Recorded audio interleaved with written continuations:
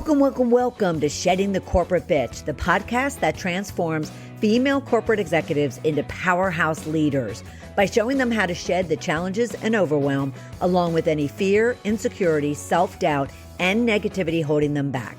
I'm your host, Bernadette of Ball of Fire Coaching, bringing you powerhouse experts each week to share tips, advice, and sometimes tough love that will allow you to create the riches in your work and life you deserve. So let's do this. I am so excited as I'm talking to Kristine Conway all about how many of us well-meaning leaders, parents, and partners are fixated on solving the problems of others. Could you be that type of person who swoops in to save the day? Or have you considered that you could be doing more harm than good by doing so? Kristine is going to help us find out if your fixing is the real problem to solve and answer the question many of you ask her is, why aren't I getting the results I expect? Welcome to the show, Kristine. How are you? Oh, I'm wonderful. Thank you for having me. You are so welcome. I'm really excited about talking about this because too many of us are trying to fix other people. Tell us a little bit about Kristine. Okay, so I live in North Dallas in Texas, United States, but currently I am logging in with you in Panama. I love to travel. So I'm in Panama for the month of December and love doing that. Love seeing the world, love experiencing new cultures. Why is this particular subject matter, so, important to you and such a key part of what it is that you do? Well, it keeps coming up. It's one of those common threads with, regardless of what level of individual that I'm working with, they are frustrated with not getting the results that they want to get. And it's hard for them to see that they're actually the one causing some of that problem, because they're coming in and wanting to fix things as they've done in the past. But you've got a team now, and that team has collectively so many more talents than you do. And when you come in with the power of being the boss, right, your solution is usually the solution nobody questions. That is something that really comes up. And I have found that it's really difficult for leaders to give up that control. And where's this control issue coming from? Most of the time, it's a sense of responsibility. They want things to go right. They know that they're being held accountable for getting the things done, and it's on them ultimately as a leader. However, you've got to be able to trust the team that you've hired or that you've inherited or, that you've been given. Say the person will make it somewhat easier than someone who's been in their position for a while. Say it's a new person coming into their position. And in order to prevent, that over controlling, what do you recommend to your clients to do, for that leader to do, in order to, ensure that they're all of a sudden not going to go boop? Oh, yeah. And try to take over?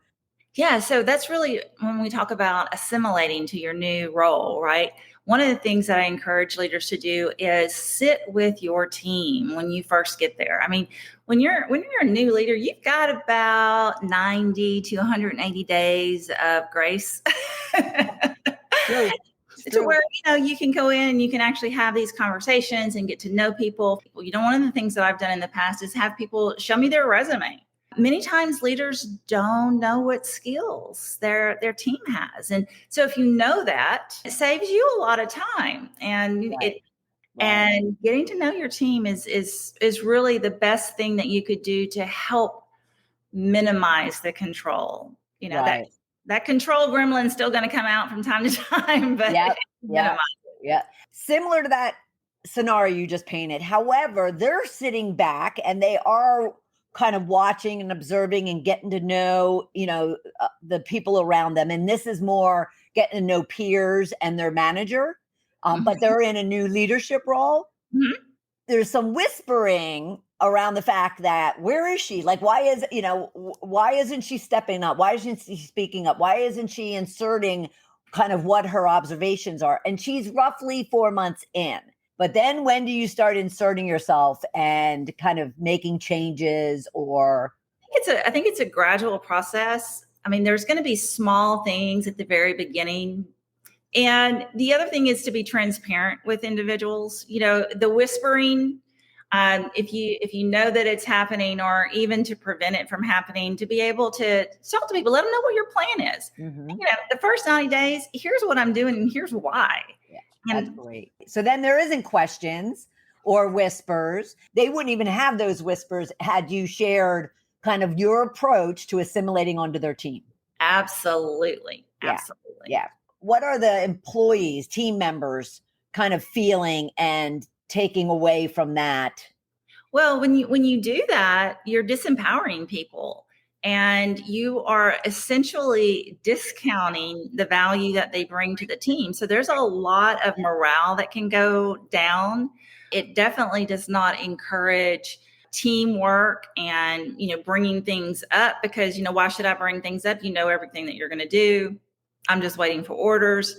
And it stifles innovation. I mean, who wants to bring up a new idea when the boss has got all the answers? Right. Do you see that the best construct of a leader could be that they do come in, just like you said, they kind of talk, listen, ask questions, try to understand the skills and the gaps of their team? Do you advocate being the last person to speak? Yeah. And then the leader kind of steps in and just says, yeah, their absolutely. point. Because then you get more data. It's all about data. The safer environment you provide for employees, for peers, for the organization, the more data you're going to get. So yes, speaking last is a wonderful technique to do, because then you don't get the echo chamber. Right. And you used a great word, safe. So there's a lot of talk about psychological safety. Yes. And I think that has a lot to do with our subject matter around individuals that try to fix everyone. So what is your viewpoint in psychological safety? And what is being psychologically safe in a work environment? What does it look like to someone? Yeah. So to be psychologically safe in an environment, that means that I can speak up, and I can ask a question, or I can bring something up, and I'm not going to be penalized for it. I'm not going to be made fun of. I'm not going to be shut out of meetings and all that stuff that happens, in corporations, which are ridiculous. But I'm going to be, appreciated for that. Even if it's not a great idea, I'm not going to shame you. Right. And to the person, to the leader who takes your advice, and they go and they listen and they ask questions, but they're just doing it to kind of check off the list because they're still going to go with what it is that they want to do. Yeah. Shouldn't their employees be right sometimes? Yeah. I mean, right is something that we can all get together on, Oh, I love that. Yeah. It doesn't have to be my way or their way. I mean, we can all add to the rightness of it. And so a leader should do what they can to take their people's input. Yeah, because sometimes, you can come into an organization and you go, oh, I know what's wrong here. And you might be 60% right. But if you've gone out and you've talked to people and you've gotten their concerns and you bring that into your solution, I've gotten all the data, and based on my experience, this is where we should go. And here's what I need you to do to support it. So if you don't disagree or don't raise a voice, then you're pretty much accepting whatever it is that then is passed down to you. If you're getting silence, you're not asking the right questions, and something else is going on. So from a leader's view, silence needs to really be translated into they're not safe enough to speak. So when it comes to the person who's, trying to fix everyone, and when they're trying to, what does fixing mean? Is it just the fact that they want their way and they want, their direction, or is it more even about that other person? I'll give you an example. So I did an ROI study on a leader. He was a CIO of an organization that implemented certain competencies like asking powerful questions, getting to know his employees, listening, these things. He was able to come back and identify that by having people that came to his office for a solution or showed up on his screen, because we're all virtual, they would come and they would ask about things for him to solve. He started realizing that there was a pattern there. So he started sending them back. He goes, well, you go find out, bring it here, and then let's discuss. And there were some other impacts there. He had peer relations that got better. He was able to even save money in infrastructure. He came back, and because he stopped, and I'll use his word, solutioning, it was over $145,000 impact. Wow. So it wasn't just him. It was by him not solutioning. It was empowering others to think about better things, save money. He was now able to think about strategy. Right. So when I hear someone's trying to fix someone, I'm even kind of getting it more personal about they don't like the way I do something. So they're asking me to be somebody I'm not because they're not comfortable or they're not aligned to the style that I am. Like the way you send emails or the way you address people in meetings, things like that. Correct. Is that also in this realm of fixing everyone? Yeah, absolutely. Because when you think of leaders, or if you think of humans, let's just say humans, you think of humans, we feel that the way that we present to the world is the way to be presented to the world, right? Yeah, absolutely. Because why would we do something that was not correct, right? Right. We unconsciously want others to act like us because that's acceptable. We know how to deal with that. Mm-hmm. Then you start, vanilla coding everything because now there's no diversity in that. So if I don't like the way that you're presenting yourself in meetings, I want to talk to you about that and say, okay, so I noticed how you shut down Joe when he brought up XYZ. I'm not sure how that helped us get to the end of the meeting quicker. Help me understand, and so that way I'm staying curious about it and not judging you right for the way you show up, Right. You're just asking questions to understand why someone behaves the way they behave. Yeah, because we judge all day long. So you have this individual. How do they kind of recognize that they need Kristine? Well, unfortunately, sometimes they are told that they need to fix something and they need to fix it now, which is my least favorite client. My favorite client is that they have seen things happen. Maybe they've lost a job. Maybe they've gotten passed over for promotion again. And they're starting to see little things that say, hey, well, maybe it's me. There are people, I work in organizations and I bring in training for large groups of leaders, and there'll be leaders within the group that think that they don't need this, right? So we do assessments, we do 360s, which, sometimes it gives them a little bit of data, right? To open the door a little bit. And that's another reason that I work with leaders, for a minimum of 6 months. And I do training for a whole year because it's not an overnight fix. They didn't get that way overnight. I help you overnight, right? So assessments, exercises that we do outside, here, this is what I'd like for you to do in this meeting. How do you feel comfortable doing that? Oh, that's going to be terrible. Well, would you try it and see what kind of results you get? Right. If you're in sales and it's December and you're just now realizing that you're not going to make your mark, well, maybe you should have been talking to your sales team back in April. I'm just thinking that maybe that could have helped you. Right. Being able to look at, and when you get it down to the money, people feel that, unfortunately, more quickly than they feel anything else. Right. Oh, absolutely. Oh, absolutely. When you do work with the person that is told, even the person that starts seeing it, but they're probably a little bit more interested in learning more. Is there a wall up? Do you have to deal with a lot of resistance in regards to like, why am I here? And I don't need this and that kind of thing. And what do you do about it? One of the things that I have learned over the years is that initial meeting, especially if it's a sponsored situation, right, is that I have that leader, which is usually the CEO, and that client, right, the sponsor client, me, and we talk about that. And we make sure that everybody's on the same page, that, and when they hear their CEO say, if this behavior doesn't fix, I don't have room for you in my organization. That helps. But if that CEO or that leader is not able to say those things, I could say it all day and it's not going to matter. Right. But they've got to be able to see that. Right.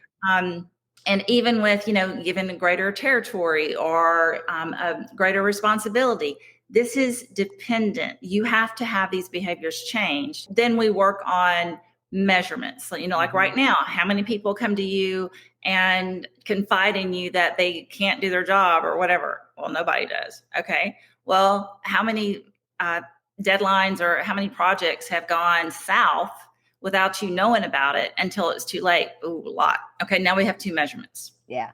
Yeah. Yep. So. Right. Because the impact could be what? The impact could be that they no longer have a job. The impact could be that they don't get that promotion. Sometimes the impact could be that they continue to hate their job. Mm-hmm. Thank you. Yes. Yes. And they're miserable.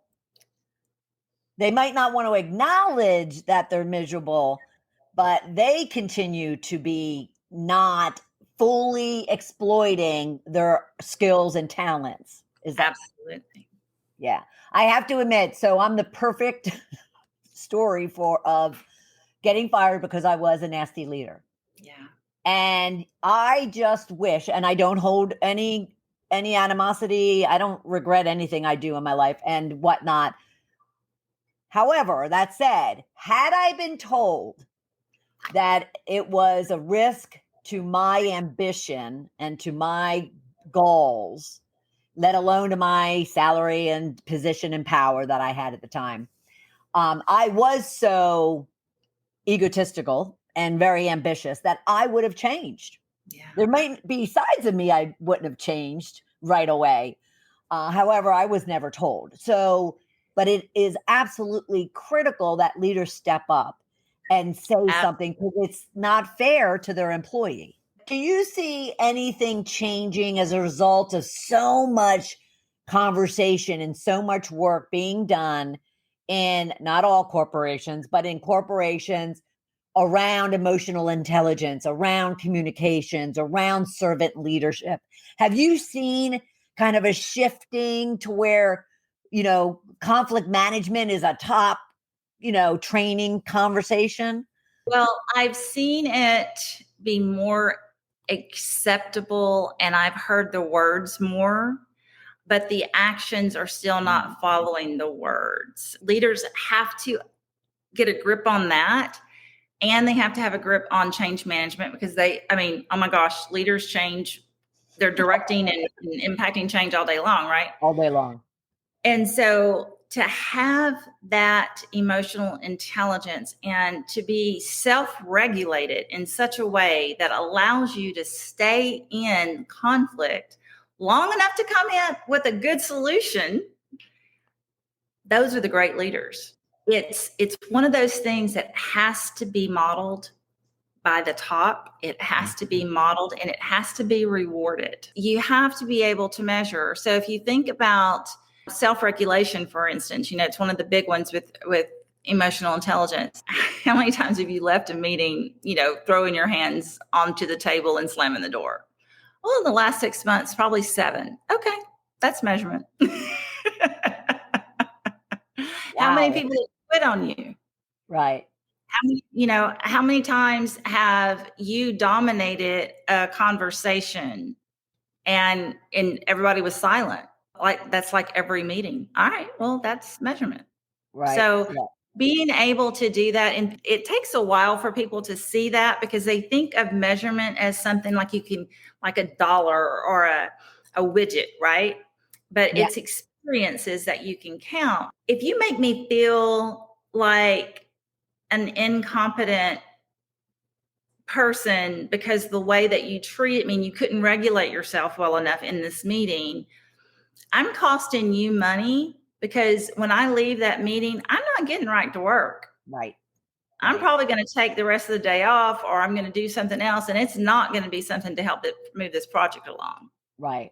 So soft skills can be measured as much as hard skills can, and stop using the excuse, leaders, that they can't do. Because do you find that many leaders use it as an excuse not to define goals and measurements because they just don't want to see? Well, they don't want to do that, and they don't want to have that hard conversation of, dude, you're just not nice. And here's why.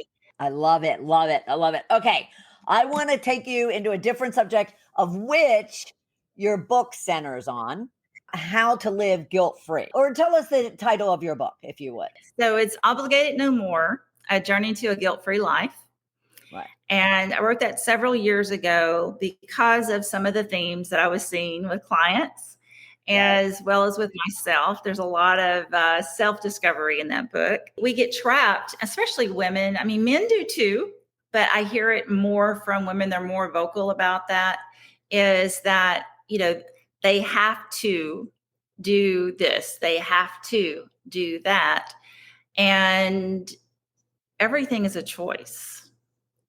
Our socialization, our upbringing, because our moms did this, or society expects us to do that, we feel kind of guilty when we don't volunteer at PTA. But you know what? They'll accept a check too, right? Right. And there's that guilt feeling that just drains us. I mean, it's one of those energy draining emotions that we feel. This is not evidence-based, but I feel that it's about 90% of the time when we feel guilt, it's because somebody else is pushing that on to us, and it's not anything for us to feel guilty about. Right. Just because it was done yesterday doesn't mean it has to be done today, and that you have to be the one to do it. Right? No, I can't take on that project. No. Right. It's a really simple word, but very hard to say. Yeah. And I want to mention to everyone too, is you can receive a free copy of her book should you book some time to talk with her. And you could do that at Connect with Kristine Conway, and discover how you're getting in your own way, possibly either controlling or just the fact that you're not living guilt-free. And so you have the conversation with her, you finish the conversation, and she'll send you a complimentary copy of her book. Connect with Kristine Conway. It's a tiny URL, and we'll make sure it's all in the show notes as well. What is your main work and coaching that you do on this subject, and what is it you're helping them to really ultimately achieve? Every day you can make a choice as to how you spend your time, who you spend your time with, what you do with your time. So the ability to take yourself out of the suck of guilt, right? And say, yeah, I choose to do that, or no, I choose not to do that.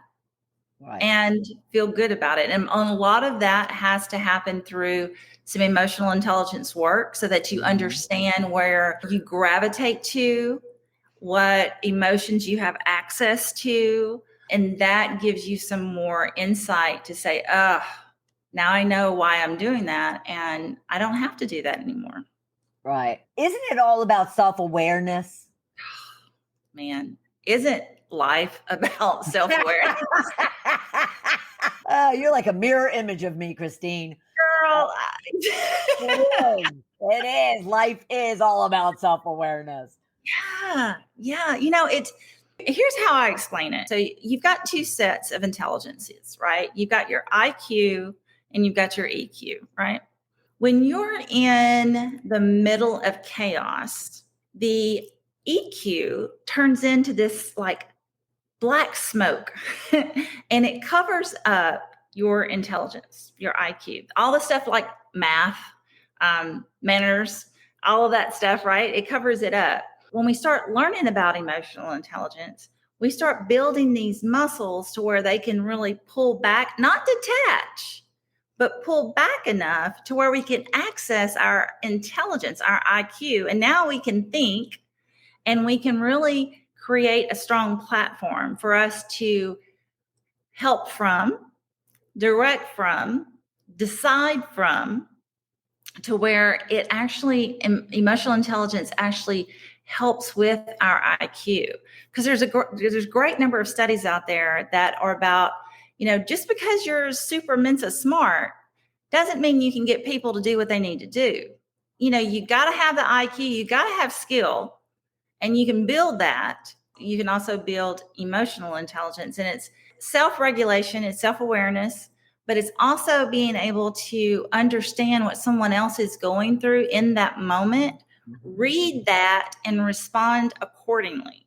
I often say that, life is 80% mindset, 20% skill set. And people will be like, why? I'm like, well, because you could have this great resume, all these skills, like you just said, all this intelligence that you just mentioned. And yet, if you don't have the confidence to leverage all of that skill set, it's for naught. Yeah. And therefore you're leaving a lot of opportunity and experiences on the table, let alone money and whatever else you want to be achieving. Would you agree with that? Absolutely. Are your clients often surprised when they do start gaining emotional intelligence and self-awareness? Yeah. They become very aware, and that's painful.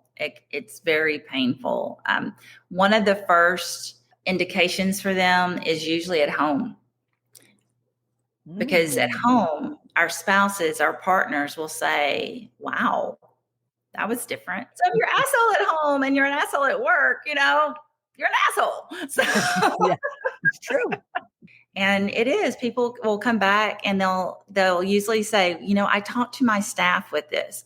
This stuff really works. I'm like, yeah, it does. It's yeah. And the other thing is that you've got a lot of science out there that talks about how when you become more emotionally intelligent, your body becomes more healthy because you don't have all this cortisol running through your veins all the time.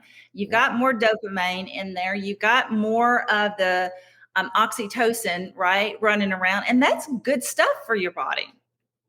Yeah, I have to agree. Well, Kristine, this has been absolutely fabulous. I want to mention to everyone, please go to effectsfocusinc.com, learn all about Kristine and the work that she does and how she might be able to help you. Also, follow her on LinkedIn. It's really easy, Kristine Conway. Kristine, thank you so much for being part of Shedding the Corporate Bitch. I loved it. Thank you. Thank you for your transformation. Thank you for the work that you do. That's the key. That is the key, because I could have used you back then. But thank you so much. So what questions came up for you, and what questions really beyond our conversation do you have when it comes to being a powerhouse leader? You can always also book a call with me at coachmebernadette.com, discovery call, and let's transform you into a powerhouse leader. And visit sheddingthecorporatebitch.com and leave your comments or leave a review on Apple Podcasts or YouTube so other powerhouse leaders just like you can find the show. So thanks for joining me this week, and I'll look forward to having you next time on Shedding the Corporate Bitch. Bye, everyone.